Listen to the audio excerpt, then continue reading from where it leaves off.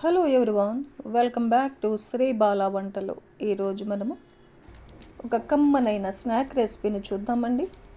పెసరపప్పుతో ribbon పకోడీని prepare చేసుకుందాం. Ribbon pakodi అని, చెక్క పకోడీ అని రకరకాల పేర్లతో పిలుస్తూ ఉంటారు. టేస్టీగా, క్రిస్పీగా, భలే రుచిగా ఉంటాయండి. పండుగలప్పుడు కానీ ఈవినింగ్ స్నాక్ లాగా కూడా ఈ కమ్మనైన మురుకుల్ని ప్రిపేర్ చేసుకొని హ్యాపీగా ఎంజాయ్ చేయవచ్చు. మరైతే లేట్ చేయకుండా ప్రాసెస్లోకి వెళ్ళిపోదాం. టేస్టీ మురుకుల్ని ఎలా ప్రిపేర్ చేసుకోవాలి అన్నది ప్రాసెస్లో చూసేద్దాం పదండి. కుక్కర్ పెట్టేసుకొని 1 కప్పు పెసరపప్పు వేస్తున్నాను. ఈ పెసరపప్పుని 2 సార్లు శుభ్రంగా కడిగేసుకొని అదే కప్పుతో 3 కప్పుల వాటర్ వేసుకోవాలి. పెసరపప్పుని నానబెట్టాల్సిన అవసరం లేదండి, డైరెక్ట్గా ఉడికించుకోవచ్చు. మూత పెట్టేసి మీడియం ఫ్లేమ్లో ఒక 3 విజిల్స్ వచ్చేంత వరకు ఉడికించుకుందాం.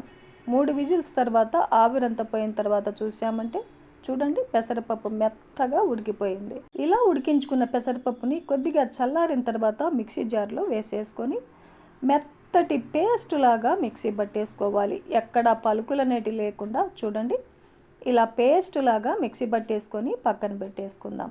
ఒక పెద్ద బేషన్ పెట్టేసుకొని బియ్యం పిండిని జల్లెడ పట్టేసుకుందాం. ఏ కప్పుతో అయితే మనం పెసరపప్పు తీసుకున్నామో అదే కప్పుతో 4 కప్పుల బియ్యం పిండిని వేసేసుకొని పొడి బియ్యం పిండిని జల్లెడ పట్టేసుకోవాలి.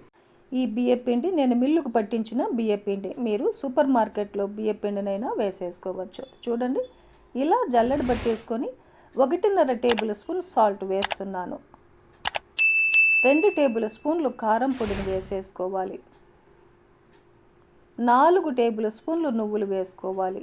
నువ్వులు కొంచెం ఎక్కువ వేసుకుంటే టేస్ట్ బాగుంటుంది. 1/4 టేబుల్ స్పూన్ ఇంగువను యాడ్ చేసుకుందాం.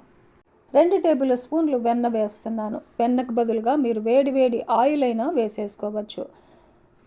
వేడి ఆయిల్ కానీ వెన్న కానీ వేసి కలపడం వల్ల రిబ్బన్ పకోడీ క్రిస్పీగా, క్రంచీగా వస్తాయన్నమాట. ఇలా ఈ మొత్తాన్ని బాగా కలిపేసుకున్న తర్వాత ఉడికించి పెట్టుకున్న పెసరపప్పుని మెత్తటి పేస్ట్ లాగా మిక్సీ పట్టుకున్నాం కదండి, ఆ పేస్ట్నంతా వేసేసుకొని ఫస్ట్ వాటర్ వేయకుండా బాగా కలిపేసుకోవాలి. చూడండి, ఇలా కలిపేసుకున్న తర్వాత కొద్దిగా వాటర్ వేస్తూ పిండిని కలిపేసుకోవాలి. హాట్ వాటర్ ఏమీ అవసరం లేదండి, నార్మల్ వాటర్ వేసేసుకొని మరి గట్టిగా లేకుండా మరి సాఫ్ట్గా లేకుండా పిండి ఈ కన్సిస్టెన్సీలో కలిపి పెట్టుకోవాలి. రిబ్బన్ పకోడీ కోసం నేను ఇలాంటి ప్లేట్ తీసుకున్నాను. మురుకులు గొట్టానికి సెట్ చేసుకొని మురుకులు గొట్టానికి ఆయిల్ అప్లై చేసుకోవాలి. ఆయిల్ అప్లై చేయడం వల్ల మురుకులు పిండుతున్నప్పుడు అంటుకోకుండా ఈజీగా దిగుతుందన్నమాట. మురుకులు గొట్టానికి సరిపడా పిండిని పెట్టేసుకొని క్లోజ్ చేసుకోవాలి. డీప్ ఫ్రైకి సరిపడా ఆయిల్ పెట్టేసుకొని ఆయిల్ బాగా హీట్ ఎక్కిన తర్వాత స్టవ్ని మీడియం ఫ్లేమ్లో పెట్టేసుకొని రిబ్బన్ పకోడీని వేసేసుకోవాలి. ఆయిల్కి సరిపడా వేసేసుకొని వేసిన వెంటనే తిప్పేయకుండా 1-2 నిమిషాల పాటు వేయించుకున్నాక ఇలా నురగలంతా తగ్గిన తర్వాత రెండో వైపు కూడా తిప్పేసుకోవాలి. ఇలా మంచి గోల్డెన్ కలర్ వచ్చేంత వరకు రెండో వైపు కూడా వేయించుకొని తీసేసుకోవడమే. హై ఫ్లేమ్లో కానీ లో ఫ్లేమ్లో కానీ వేయించకూడదు, ఓన్లీ మీడియం ఫ్లేమ్లోనే వేయించుకోవాలి. అలా వేయిస్తేనే క్రిస్పీగా, క్రంచీగా వస్తాయండి చెక్క పకోడీ. ఇలాగే పిండి మొత్తాన్ని చెక్క పకోడీలాగా ఒత్తేసుకొని మంచి గోల్డెన్ కలర్ వచ్చేంత వరకు ఫ్రై చేసుకొని తీసేసుకోవడమే.